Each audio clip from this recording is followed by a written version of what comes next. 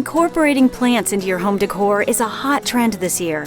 And we aren't talking about a simple potted plant on a side table. These upside-down planters are eye-catching, unexpected, and conversation starters, and you can put one together in just minutes. You'll need a metal tea light candle holder, a succulent or cactus with a thin stem, a sponge, scissors, a chopstick or other long implement, wire, a drill, a smaller pilot hole metal bit, and a larger 3/8" metal bit. First, remove the bottom surface of the candle holder. Mine has a piece of felt and a circle of cardboard. The inside is hollow. Use the smaller drill bit to make 2 hanging holes near the bottom of the candle holder.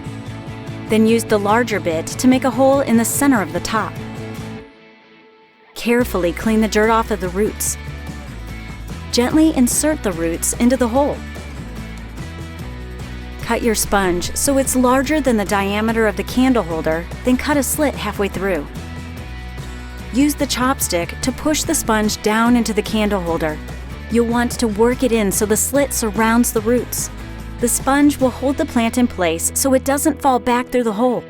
It will also absorb any extra water that might make it through the dirt.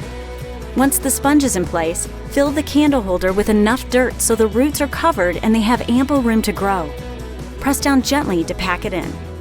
Run the wire through the smaller holes to hang the plant. Spritz the surface of the dirt with a little water every couple of days, depending on the type of plant you use. Since these varieties don't need a lot of water, you won't be adding enough to saturate the dirt and cause dripping out of the bottom.